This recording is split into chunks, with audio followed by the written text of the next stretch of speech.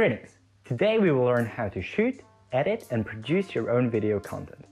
By the end of this class, you will be able to shoot your summer blockbuster or outhouse masterpiece. Are you excited? Let's get started.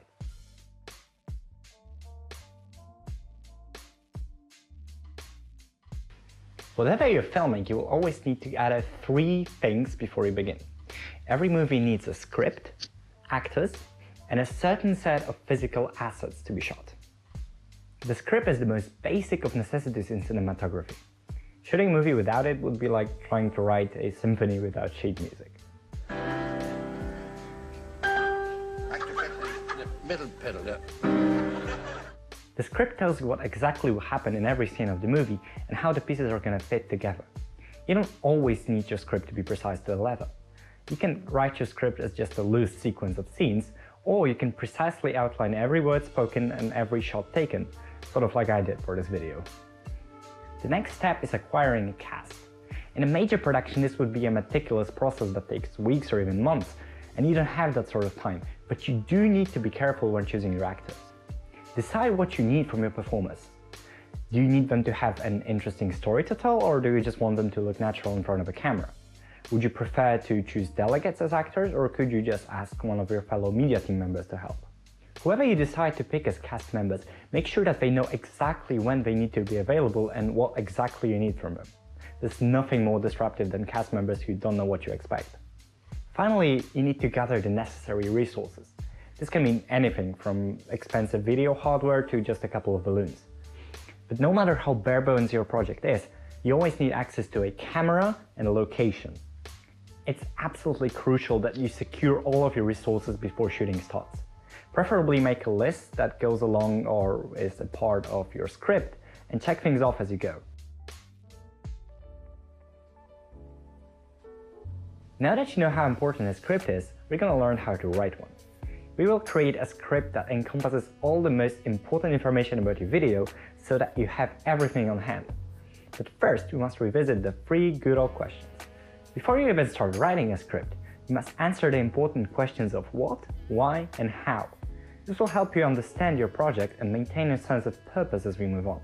You can do that at the beginning of your script or as a separate document, but it is crucial that you understand what you want to achieve, why you want to achieve it, and what methods you will employ in achieving it. Now that we have that, you can note down some basic information about your film. What's the title? You can write down a working title if you're unsure. It can help you identify your work. What's the genre? Your work doesn't need to fit into a specific category, but it helps to understand what the movie is generally going to be like. Below this section, you can note down the actors and resources that you need, although this will obviously only materialize as you write the script. As you begin writing the actual script, you will need to decide on a format that's best suitable for you. You can add stage directions in square brackets, for instance. Alternatively, if you want to get a better sense of the layout of your film, you can add timestamps to get better oriented. If you're working in a medium that allows for it, you can even add drawings and diagrams to show the layout of the scenes.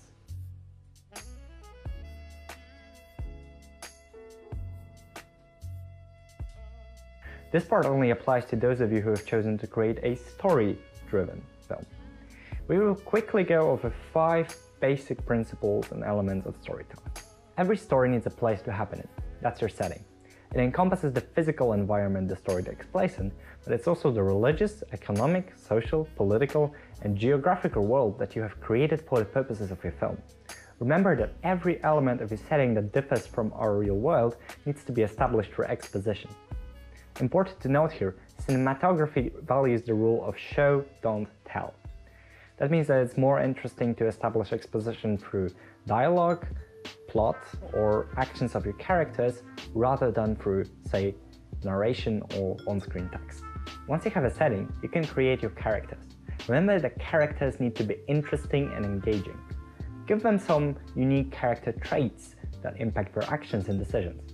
Try to steer clear from existing cliches. You can use websites like tvtropes.com to see what's been already done.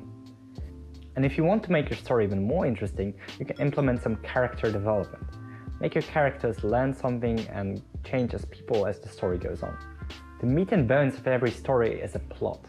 The plot is pretty much everything that happens to the characters or that the characters do. You can follow existing plot structures, for instance the hero's journey, or you can create whatever suits your imagination.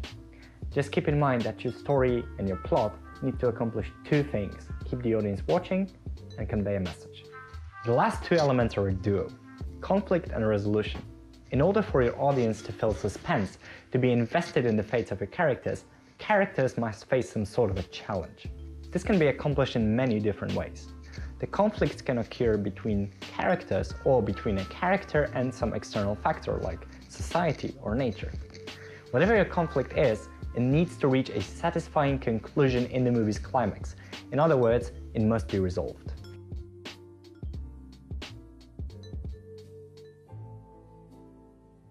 In this section, we will cover the specifics of how to shoot your film. There is no specific answer for any given scenario. You have to exercise your artistic freedom. However, there are some guidelines that will help you create a visually pleasing experience. When composing a film, you need to make sure that each shot flows fluidly into the next one. The most important thing is to make sure that there is a continuity between the shots. For instance, that mug behind me wasn't there in the previous shot, and if you notice that, you were probably taken out of the experience. Continuity errors remind the audience that they are watching a series of separate shots and not a singular series of events. Watch for clothing, set design, and props. They all need to stay consistent between shots.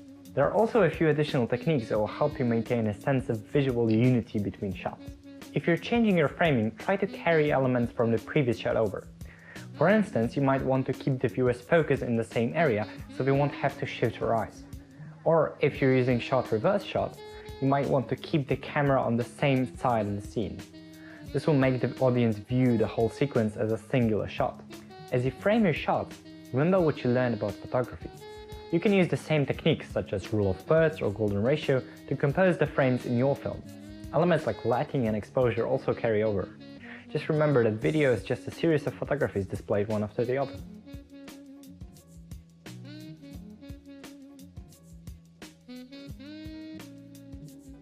After you're done taking your shots, the final part of creating a film begins. Post-production or editing is when you piece together all of your shots into a ready film. The first thing you need to do is prepare yourself for quite a bit of work. Pick your favorite editing software. Remember that fancy features are only useful when you know how to use them. While some programs will offer you a wealth of choices to create intricate visual effects, remember that even the simplest programs can be the optimal choice if you don't need all the bells and whistles. Editing takes a lot of time and you don't want to spend most of it learning how to use your software. The most optimal choices for a balance between features and ease of use are probably Sony Vegas and Adobe Premiere.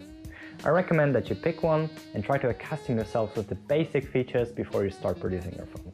Whichever software you're using, you will need to firmly grasp the concept of a timeline. Pretty much every program uses this feature to cut up footage and space it out in time. You can use multiple channels or layers in order to create images that exist on top of each other.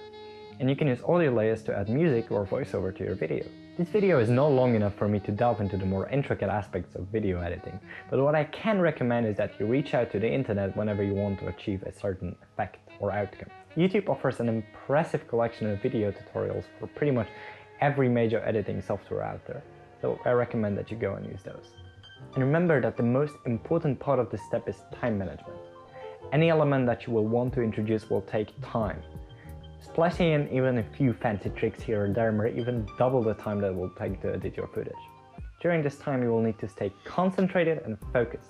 It's painfully easy to slip into procrastination.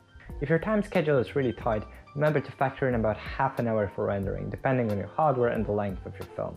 At this point your masterpiece is ready in the oven. Now then is the time to deliver some closing remarks. Remember that videography is a very difficult art. It takes a lot of skill and most importantly constitution to create even the simplest film.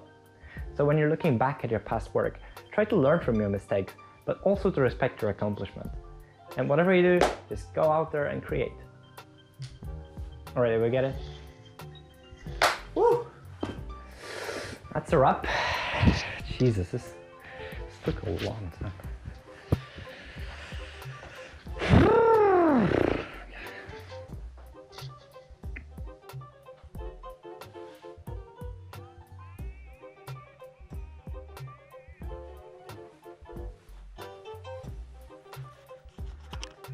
This video is not long enough for me to delve into the more complex aspects of editing, but what I can recommend is that you reach out to the internet whenever you want to accomplish, what the hell? Accomplish. Is that a word now? Accomplish. What an accomplishment. This video is not long enough for me to delve into the more intricate aspects of video